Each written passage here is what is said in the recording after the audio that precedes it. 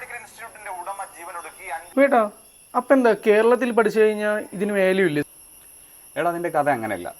ഈ പറയുന്ന കോഴ്സ് ഒന്നും നടത്തുന്നത് കേരള യൂണിവേഴ്സിറ്റി ഓഫ് ഹെൽത്ത് സയൻസിൻ്റെ അണ്ടറിലുള്ള പ്രോഗ്രാംസ് അല്ല. AHS അല്ലെങ്കിൽ allied health science courses, MLT, MIT, OTIT ഇതുപോലുള്ള കോഴ്സസ് എല്ലാം യൂണിവേഴ്സിറ്റി ഓഫ് ഹെൽത്ത് സയൻസിൻ്റെ അണ്ടറിൽ പഠിച്ചാൽ മാത്രമേ വാല്യൂ ഉള്ളൂ. അത് കേരളത്തിനകത്ത് ഒരുപാട് സ്കാംസ് നടക്കുന്നുണ്ട്.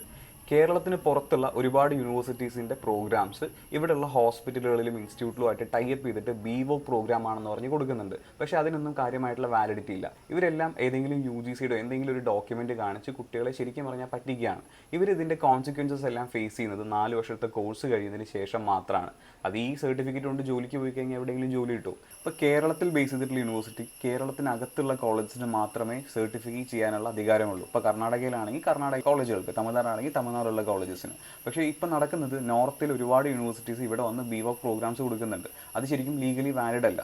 നിങ്ങളൊരു കോഴ്സ് എടുക്കുന്നതിന് മുമ്പ് ആ യൂണിവേഴ്സിറ്റി വാലിഡ് ആണോ, അവിടെ പഠിച്ചതുകൊണ്ട് നിങ്ങളുടെ സർട്ടിഫിക്കറ്റിന് വല്ല വിലയുണ്ടോ, ഇത് കഴിഞ്ഞാൽ ജോലി കിട്ടുമോ, ഈ കാര്യങ്ങളെല്ലാം നന്ന രീതിയിൽ ആലോചിച്ചിട്ടും അല്ലെങ്കിൽ അന്വേഷിച്ചിട്ടും മാത്രം ഒരു കോഴ്സിന് ജോയിൻ ചെയ്യുക. അപ്പോൾ ഈ വീഡിയോ നിങ്ങളുടെ +2 പഠിക്കുന്ന ഫ്രണ്ട്സിനോ റിലേറ്റീവ്സിനോ ആർക്കെങ്കിലും അയച്ചു കൊടുക്കുക, അവർക്കെങ്കിലും ഉപകാരപ്പെടട്ടെ. Okay, by.